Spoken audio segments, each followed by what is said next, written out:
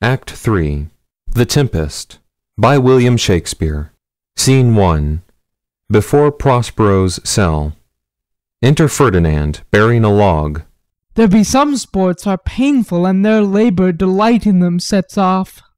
Some kinds of baseness are nobly undergone, and most poor matters point to rich ends. This my mean task would be as heavy to me as odious, but the mistress which I serve quickens what's dead, and makes my labours pleasures. Oh, she is 10 times more gentle than her father's crabbed, and he's composed of harshness. I must remove some thousands of these logs, and pile them up upon a sore injunction. My sweet mistress weeps when she sees me work, and says, such baseness had never like executor. I forget.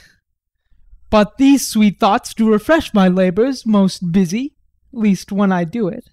Enter Miranda, and Prospero at a distance, unseen. Alas, now, pray you, work not so hard. I would the lightning had burnt up those logs that you are enjoined to pile. Pray set it down, and rest you. When this burns, 'twill weep for having wearied you. My father is hard at study. Pray now rest yourself. He's safe for these 3 hours. O most dear mistress, the sun will set before I shall discharge what I must strive to do. If you'll sit down, I'll bear your logs the while. Pray give me that, I'll carry it to the pile. No, precious creature, I had rather crack my sinews, break my back, than you should such dishonour undergo, while I sit lazy by. It would become me as well as it does you, and I should do it with much more ease, for my good will is to it, and yours it is against.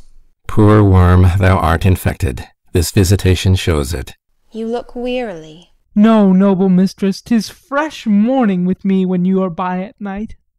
I do beseech you, chiefly that I might set it in my prayers.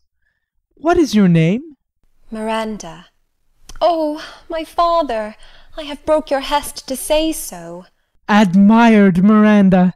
Indeed, the top of admiration, worth what's dearest to the world.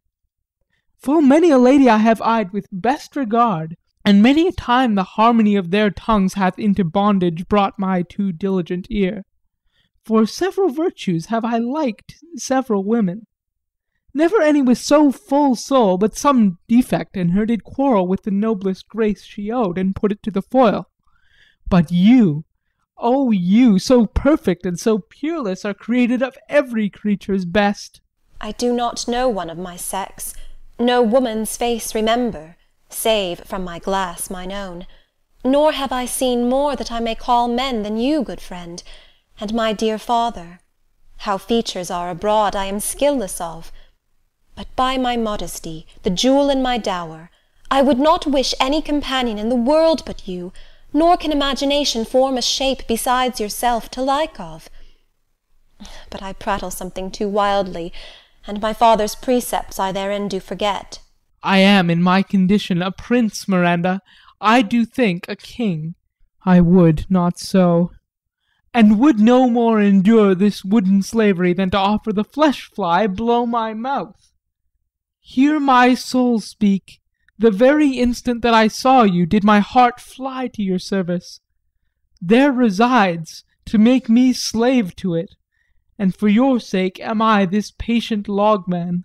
Do you love me? O heaven, O earth, bear witness to this sound, and crown what I profess with kind event, if I speak true. If hollowly, invert what best is boded me to mischief. I, beyond all limit, what else in the world, do love, prize, honour you. I am a fool to weep at what I am glad of. Fair encounter of two most rare affections.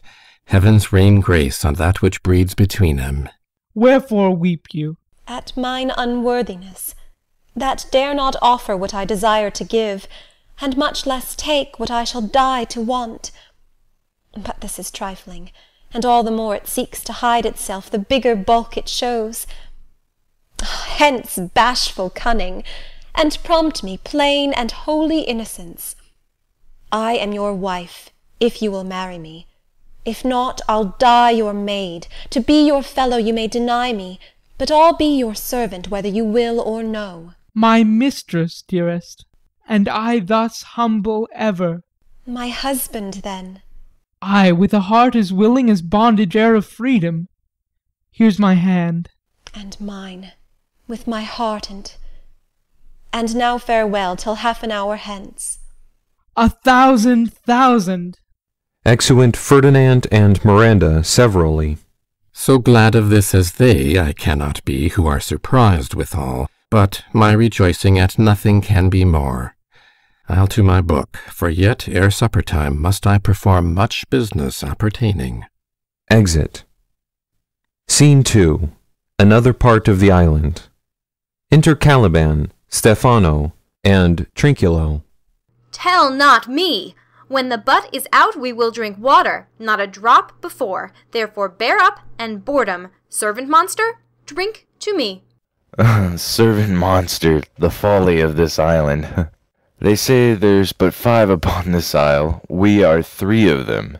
If the other 2 be brained like us, the state totters. Drink, servant monster, when I bid thee. Thy eyes are almost set in thy head. Where should they be set else? He were a brave monster indeed, if they were set in his tail. My man monster hath drowned his tongue in sack. For my part, the sea cannot drown me. I swam ere I could recover the shore, 35 leagues off and on. By this light thou shalt be my lieutenant, monster, or my standard. Your lieutenant, if you list, he's no standard. We'll not run, monsieur monster. Nor go neither, but you'll lie like dogs, and yet say nothing neither. Mooncalf, speak once in thy life, if thou be'st a good mooncalf. How does thy honour? Let me lick thy shoe. I'll not serve him, he is not valiant. Thou liest, most ignorant monster. I am in case to Justle, a constable. Why, thou debauched fish, thou! Was there ever a man, a coward, that hath drunk so much sack as I to-day? Will thou tell a monstrous lie, being but half a fish and half a monster? Law, how he mocks me! Wilt thou let him, my lord? Lord, quoth he, that a monster should be such a natural. Law again! Bite him to death, I prithee. Trinculo, keep a good tongue in your head. If you prove a mutineer, the next tree. The poor monster's my subject, and he shall not suffer indignity. I thank my noble lord. Wilt thou be pleased to hearken once again to the suit I made to thee? Marry, will I. Kneel and repeat it. I will stand, and so shall Trinculo. Enter Ariel, invisible. As I told thee before, I am subject to a tyrant, a sorcerer, that by his cunning hath cheated me of the island. Thou liest. Thou liest, thou jesting monkey, thou! I would my valiant master would destroy thee. I do not lie. Trinculo, if you trouble him any more in's tail, by this hand I will supplant some of your teeth. Why, I said nothing. Mum, then, and no more. Proceed. I say, by sorcery he got this isle. From me he got it. If thy greatness will revenge it on him, for I know thou darest, but this thing dare not. That's most certain. Thou shalt be lord of it, and I'll serve thee. How now shall this be compassed? Canst thou bring me to the party? Yea, my lord. I'll yield him thee asleep, where thou mayst knock a nail into his head. Thou liest, thou canst not. What a pidening is this? Thou scurvy patch! I do beseech thy greatness, give him blows, and take his bottle from him. When that's gone he shall drink naught but brine, for I'll not show him where the quick freshes are. Trinculo, run into no further danger. Interrupt the monster one word further, and by this hand I'll turn my mercy out of doors and make a stock fish of thee. Why? What did I did nothing. I'll go farther off. Didst thou not say he lied? Thou liest. Do I so? Take thou that. Beats him. As you like this, give me the lie another time. I did not give the lie. Out of your wits and hearing too. A pox of your bottle, this can sack and drinking do. A murrain on your monster, and the devil take your fingers. Ha ha ha! Now forward with your tale. Prithee, stand farther off. Beat him enough. After a little time I'll beat him too. Stand farther. Come, proceed. Why, as I told thee, 'tis a custom with him i'th afternoon to sleep. There thou mayst brain him, having first seized his books, or with a log batter his skull, or paunch him with a stake, or cut his weasand with thy knife. Remember first to possess his books, for without them he's but a sot, as I am, nor hath not one spirit to command. They all do hate him as rootedly as I. Burn but his books. He has brave utensils, for so he calls them, which, when he has a house, he'll deck withal. And that most deeply to consider is the beauty of his daughter. He himself calls her a nonpareil. I never saw a woman, but only Sycorax my dam, and she. But she as far surpasseth Sycorax, as greatest does least. Is it so brave a lass? Ay, lord, she will become thy bed, I warrant, and bring thee forth brave brood. Monster, I will kill this man. His daughter and I will be king and queen, save our graces, and Trinculo and thyself shall be viceroys. Dost thou like the plot, Trinculo? Excellent. Give me thy hand. I am sorry I beat thee, but while thou livest, keep a good tongue in thy head. Within this half hour will he be asleep. Wilt thou destroy him then? Ay, on mine honour. This will I tell my master. Thou makest me merry. I am full of pleasure. Let us be jocund. Will you troll the catch you taught me but while ere?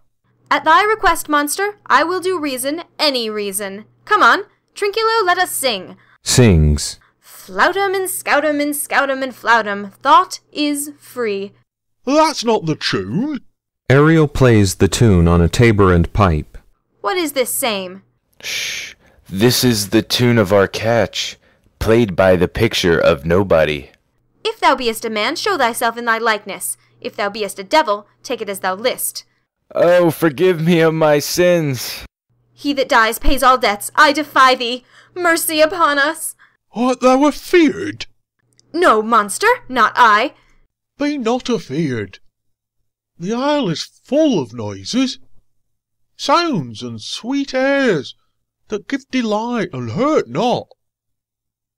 Sometimes 1,000 twangling instruments will hum about mine ears, and sometimes voices, that if I then had waked after long sleep, will make me sleep again. And then, in dreaming, the clouds methought would open, and show riches ready to drop upon me, that, when I waked, I cried to dream again. This will prove a brave kingdom to me, where I shall have my music for nothing. When Prospero is destroyed. That shall be by and by. I remember the story. The sound is going away. Let's follow it, and after do our work. Lead, monster, we'll follow. I would I could see this taborer. He lays it on. Wilt come? I'll follow Stefano. Exit. Scene 3. Another part of the island. Enter Alonso, Sebastian, Antonio, Gonzalo, Adrian, Francisco, and others. By our lack, and I can go no further, sir. My old bones ache. Here's a maze trod indeed through forthrights and meanders. By your patience I needs must rest me. O Lord, I cannot blame thee, who am myself attached with weariness to the dulling of my spirits. Sit down and rest. Even here I will put off my hope, and keep it no longer for my flatterer. He is drowned, whom thus we stray to find, and the sea mocks our frustrate search on land. Well, let him go. Aside to Sebastian. I am right glad that he's so out of hope. Do not, for one repulse, forego the purpose that you resolve to effect. Aside to Antonio. The next advantage we will take it throughly. Aside to Sebastian. Let it be tonight. For now they are oppressed with travel, they will not, nor cannot, use such vigilance as when they are fresh. Aside to Antonio. I say tonight, no more. Solemn and strange music. What harmony is this? my good friends, hark! Marvelous sweet music. Enter Prospero above, invisible. Enter several strange shapes, bringing in a banquet. They dance about it with gentle actions of salutation, and, inviting the king, etc., to eat, they depart. Give us, kind keepers, heavens! What were these? A living drollery. Now I will believe that there are unicorns, that in Arabia there is one tree, the phoenix throne, one phoenix at this hour reigning there. I'll believe both. And what does else want credit? Come to me, and I'll be sworn 'tis true. Travellers ne'er did lie, though fools at home condemn 'em. If in Naples I should report this now, would they believe me? If I should say I saw such islanders, for certes these are people of the island, who, though they are of monstrous shape, yet, note, their manners are more gentle kind than of our human generation you shall find many, nay, almost any. Aside, Honest lord, thou hast said well, for some of you there present are worse than devils. I cannot too much muse, such shape, such gesture, and such sound, expressing, although they want the use of tongue, a kind of excellent dumb discourse. aside, Praise in departing. They vanished, strangely. No matter, since they have left their viands behind, for we have stomachs. Would please you taste of what is here? Not I. Faith, sir, you need not fear. When we were boys, who would believe that there were mountaineers dew-lapped like bulls, whose throats had hanging at 'em wallets of flesh? Or that there were such men whose heads stood in their breasts, which now we find each putter out of 5 for 1 will bring us good warrant of. I will stand to and feed, although my last. No matter, since I feel the best is past. Brother, my lord the Duke, stand to and do as we. thunder and lightning. Enter Ariel, like a harpy, claps his wings upon the table, and, with a quaint device, the banquet vanishes. You are 3 men of sin, whom destiny, that hath to instrument this lower world and what is in it, the never surfeited sea hath caused to belch up you, and on this island, where man doth not inhabit, you mongst men being most unfit to live. I have made you mad, and even with such like valour men hang and drown their proper selves. Alonso, Sebastian, etc., draw their swords. You fools! I and my fellows are ministers of fate. The elements of whom your swords are tempered may as well wound the loud winds, or with bemocked-at stabs kill the still-closing waters, as diminish one dowel that's in my plume. My fellow ministers are like invulnerable. If you could hurt, your swords are now too massy for your strengths, and will not be uplifted. But remember, for that's my business to you, that you 3 from Milan did supplant good Prospero, exposed unto the sea which hath requited him and his innocent child, for which foul deed the powers delaying, not forgetting, have incensed the seas and shores, yea, all the creatures against your peace. Thee of thy son, Alonso, they have bereft, and do pronounce by me lingering perdition, worse than any death can be at once, shall step by step attend you and your ways, whose wraths to guard you from, which here in this most desolate isle else falls upon your heads, is nothing but heart sorrow and a clear life ensuing. He vanishes in thunder. Then, to soft music, enter the shapes again and dance, with mocks and mouths, and carrying out the table. Bravely the figure of this harpy hast thou performed, my Ariel, a grace it had devouring. Of my instruction hast thou nothing bated in what thou hadst to say.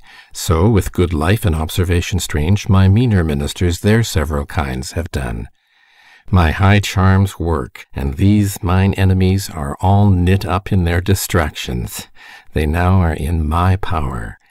And in these fits I leave them, while I visit young Ferdinand, whom they suppose is drowned, and his and mine loved darling. Exit above. In the name of something holy, sir, why stand you in this strange stare? Oh, it is monstrous, monstrous! Methought the billows spoke and told me of it. The winds did sing it to me, and the thunder, that deep and dreadful organ pipe, pronounced the name of Prosper. It did base my trespass. Therefore my son in those is bedded, and I'll seek him deeper than e'er plummet sounded, and with him there lie mudded. Exit.